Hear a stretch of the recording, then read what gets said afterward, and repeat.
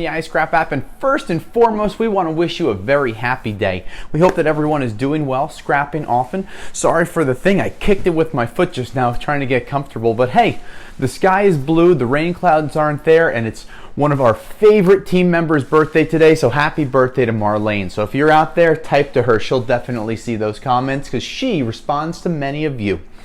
In the last week, not only have we seen a very different presidential debate, we've seen copper prices jumping up, down, and sideways, steel going down, but don't forget you can always ask us questions when we do our live sessions every Wednesday afternoon at 1 p.m. Eastern Time. Questions on pricing, how to make more money on your catalytic converters through the team at rrcats.com, how to make more money separating your material, things that you want to see us talk about. General questions, hey, if you even just want to say hi, I'd love to say hi back at you. So let's talk about the markets and what we've seen over the last week in the scrap world. What we've seen, not that much to report. We've seen copper prices climbing back over $3 a pound for the trading side of things. And as we have explained to many of you in the past, when the copper prices go over $3, you should not expect to see those prices at your scrap yards. That's why the iScrap app exists. If you have an iPhone, if you have a Droid, you download the app, you get notifications sent to you teaching you about where the markets are, up, down, sideways. This gives you a little more information so you know where everything is.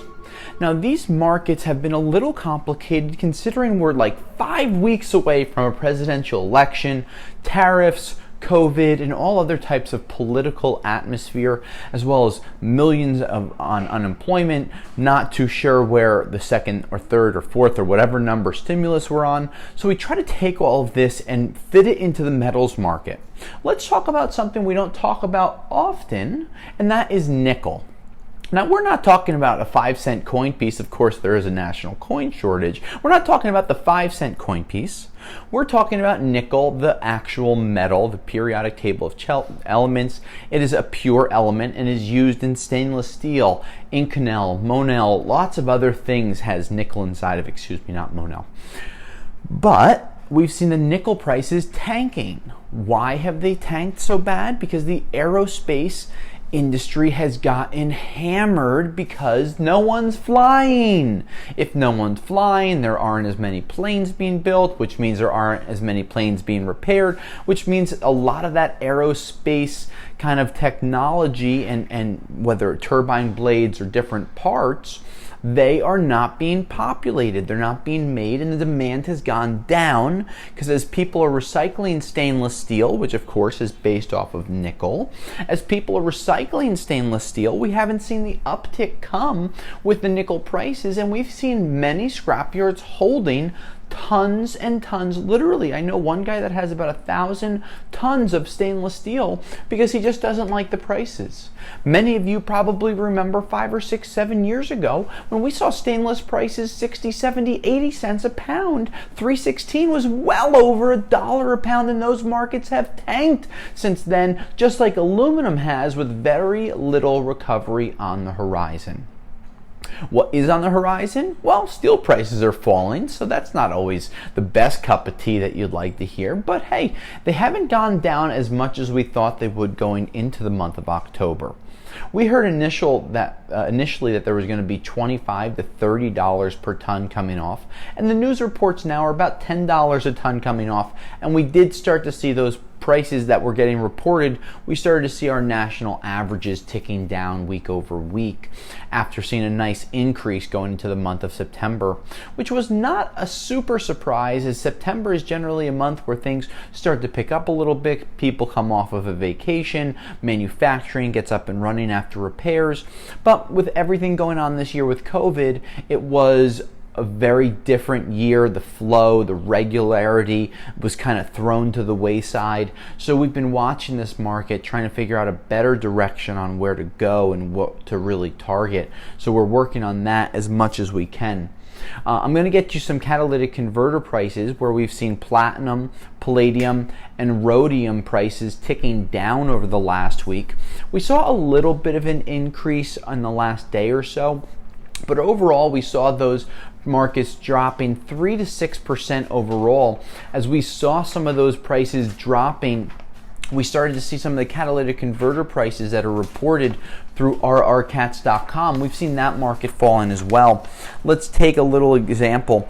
While we saw the prices declining last week, we saw a bit of a decrease, but in the last couple of days, we've seen a little bit of an uptick. Platinum, 3 to 4%, palladium about 4% up, rhodium up slightly to 2%. Those markets are still down from 2 weeks ago, but overall we're still happy with where they are. And again, the team over at rrcats.com has been quoting, paying, and giving you really good information on where the catalytic converted prices are. Now, overall, we've seen gold prices on the kind of the precious metal side, as we're talking about cats. Gold has climbed over $1,900 an ounce. One real reason that we read about that is the insecurity, the instability in the overall market. We're not really sure where that's going to be headed, so people tend to invest a little more into gold, even though the refineries are having a little bit of a slower recovery time for the metals, just because they have less staff, and we've seen that really kind of going across the board with a lot of companies cutting overhead, cutting people, and lag times have really affected some of the material prices coming in. Virginia, we have a question. Couple comments and Great. a question. Awesome. Ricky says, hey Tom, thanks for your videos. They help a lot. Awesome. Thanks, Ricky. I'm happy to help. And then Lewis asked, do you think copper will hit $3 before Christmas? For a trading price, yes. For a selling price, for scrapper side of things, no, I don't think so. I mean, I think that we are going to see a really good indication by Thanksgiving where the copper market is going to go for the next 3 to 6 months. After the election is resolved, after we figure out whether we're going to, remain the way that we are or have a kind of a switching of guards, we're going to be able to see where a lot of these commodities are going to go. Read an article yesterday talking about different commodities and how the tech sector could really see a big uplift depending on the election. If the incumbent does not win and we see the runner coming in and taking over, we see a tech side kind of picking up, where if the incumbent does stay in office, we would be seeing a potential uptick in the copper, the steel, the aluminum prices. But again, there's so much going on politically, economically, and worldwide, just with COVID and everything else. There's really no guess on where that's going to go. We tell people that if you're holding on to $3 a pound, if it gets to $2.70 or $2.80, which it was a few weeks ago, cash in there. If you're holding 3, 4, 5,000 pounds of material, yes, 30 cents could make a big difference. Do the math. 30 cents on 5,000 pounds is $1,500. But if you're holding 200 pounds, 30 cents on 200 pounds is $60. And you have to say to yourself, is it worth me holding on to this material for the extra $50, $60? But if you're holding on to a lot of scrap and it kind of adds up, that's where you need to figure things out. As we've read dozens of posts online every week through our social media, we see a lot of people are cashing their aluminum in, moving their cans, moving their light iron, selling their catalytic converters to rrcats.com. Copper prices, some of them are moving the lower grades of wire, the 35%, the computer, communications, that stuff is moving. The THHNs, the Bear Brights, the number one tubings. Some people are saying that they're waiting. They've seen such a nice uplift that they're confident that the market is going to increase, but we're not completely positive where it's going to go, because as we see the markets adjusting and really kind of settling, we then see another thing shoot in there, and we've seen the markets kind of get popped, and it hasn't been the easiest thing to really tell, follow, or predict moving forward. I mean, look at oil prices. We've seen oil, the supplies of oil dropping, but the oil and gas prices have remained relatively the same. Well, of course, that's going to affect the manufacturing side of things, but we've also seen differences in trucking. We've seen trucking rates on our scrapyard for different loads that we move outside of the state. We've seen trucking rates increase 30 to 100% over the last 3 months as more people are working from home, as more goods are being shipped to people's houses. The trucking rates have have increased, the availability has decreased because so many truckers are so booked. We have a few people that we use as third-party truckers. They're booked for weeks in advance, where 3 months ago they were begging for any type of work. Virginia, it looks like we have a question. We have a comment from Andy. Great, Andy, thanks. And I'm assuming Andy is talking about copper. He said that he's going to turn it in when the bucket is full. He said it's not making him money sitting in his warehouse. And you know what, Andy, that's a really great perspective. But of course, you have to look at it in whatever shoes you're wearing that day. People that scrap full time might need that copper to pop up. People that could be plumbers, roofers, electricians that have, roofing, copper roofing flashing, cutoffs, brass coming from different jobs, Romex, THHN. If that isn't your main source of income and it's kind of a bonus, as many scrappers say, then you sell it as the bucket becomes full, because then it's worth your while to throw it in the truck, drive it down to the scrapyard, cash it in, and be on with your day.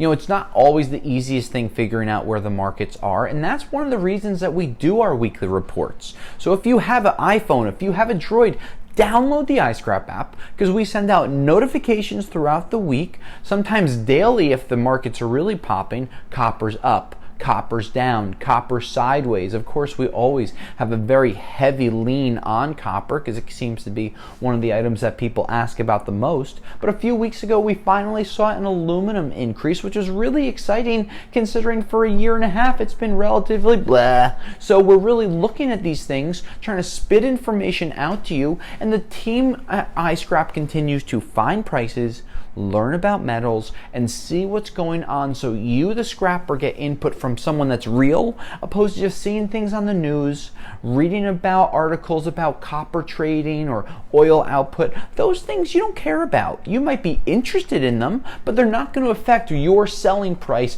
And our job at iScrap, we've taken on to help you learn more about the scrap values, to help you learn more about where the markets are, and to give you a much better idea where the markets are moving forward. Scrappers, this is Tom from the iScrap app. Don't forget, every Wednesday afternoon at 1 p.m. Eastern, we like to do our live weekly report, giving you a better idea on the market prices, news, articles. We have our weekly blog that we post online with updated prices on non-ferrous, ferrous, and catalytic converters. The catalytic converter scrap brought to us by rrcats.com. We'd like to wish Marlene a very happy birthday again. This is a team at iScrap app saying happy birthday to you. But until next week, scrappers, we'll say, I'll scrap you later.